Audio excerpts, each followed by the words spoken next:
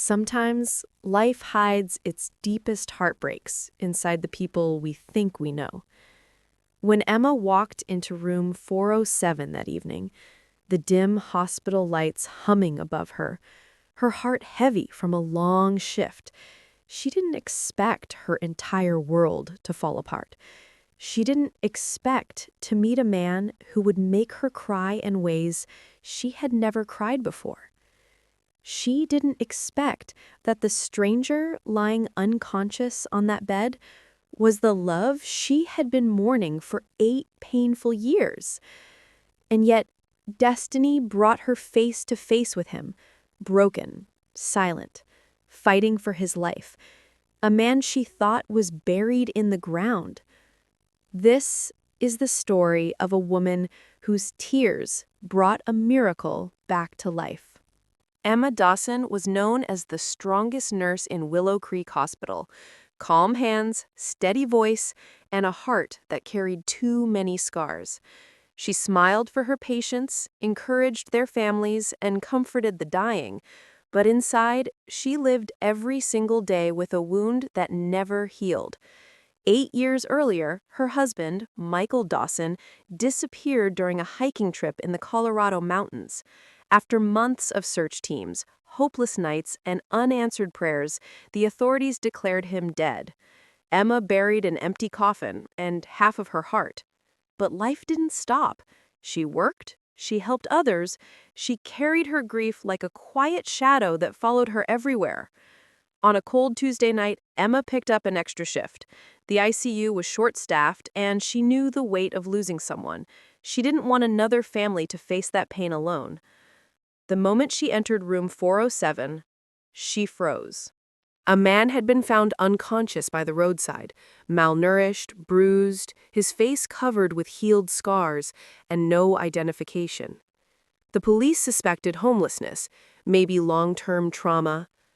Emma stepped closer, adjusting the tubes and checking his vitals. His face was thin, beard overgrown, hair messy. A long scar cut down the side of his jaw. He looked nothing like the man she once knew. And yet, something inside her trembled. His hands, his eyelashes, the shape of his shoulders. Her breath caught. No, it can't be, she whispered, shaking her head.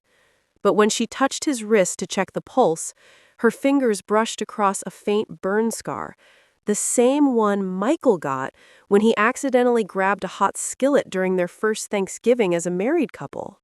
Emma's knees nearly gave out. She staggered back, clutching her chest. Her voice came out as a broken whisper. "Michael?"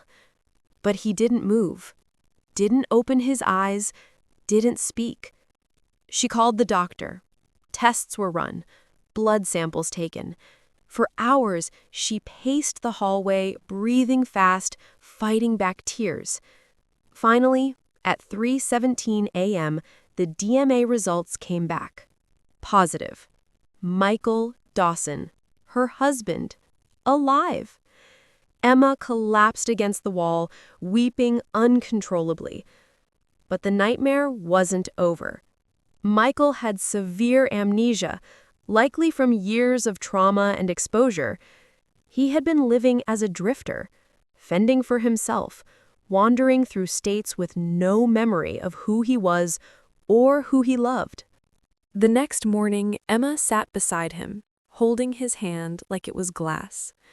"Michael," she whispered softly, "it's me. It's Emma, your wife." His eyelids fluttered, but remained closed. For days, she stayed by his side. She read him the letters he once wrote her. She played his favorite music, old country songs. She told him stories from their marriage, hoping something, anything, would reach him. Some nurses told her she was wasting her time. Some doctors said recovery was unlikely. But Emma refused to give up. She had mourned this man once. She would not lose him again. On the 8th night, something happened. Emma was sitting at the edge of his bed, resting her forehead against his arm. Tears rolled down her cheeks as she whispered, "I forgive you for getting lost, even if it wasn't your fault. I forgive you for every birthday I cried, for every night I slept alone. I just want you back." Her voice cracked painfully. "Please come back, Michael. I still love you." Silence. Then, the slightest squeeze. His fingers twitched against her palm. Emma gasped, "Michael? Michael, can you hear me?"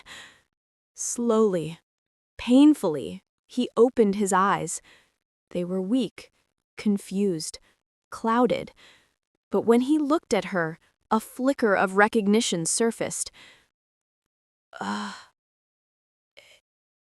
Emma?" The word was shaky, broken, but real. She broke into sobs, kissing his forehead, holding his hand to her heart. "Yes, yes, sweetheart, it's me. I'm here. I'm right here." Over the next week, his memory returned in fragments. First, her smile, then their home, then their wedding day where he spun her around in the rain. He wept when he learned she had thought him dead. He wept when he learned how many nights she cried. He wept when he realized she never moved on. One evening, as the sun turned the hospital window golden, Michael whispered, "Emma, why didn't you stop looking for me?" She pressed her forehead to his and whispered back, "Because you never stopped looking for me, even when you didn't know my name." He blinked. "What do you mean?" Emma smiled through tears. "The doctors said you kept walking all those years, searching, wandering. Something in you kept moving, kept hoping, kept fighting to live, and I believe you were walking back to me." Michael closed his eyes, a single tear rolled down his cheek. Weeks passed. Therapy helped. Memories resurfaced. Michael slowly returned to the world he lost. But one moment stood out above all others. The day he finally stood, weak but determined, and wrapped his arms around her. The first real hug in 8 years. "I'm home," he whispered. Emma sobbed into his chest. "Yes," she said, "you're home." Their reunion wasn't the end. It was the beginning of a second chance, one built on pain, survival, and a love that refused to die. Life doesn't always return what it takes, but sometimes, just sometimes, love finds its way back through the darkness. Emma didn't just recover her husband, she recovered hope, faith, and the belief that miracles still happen. If this story touched your heart, you're welcome here. Stay with us at DLYN Stories, where every tale is a journey, and every journey finds its way home. See you in the next one. Bye for now.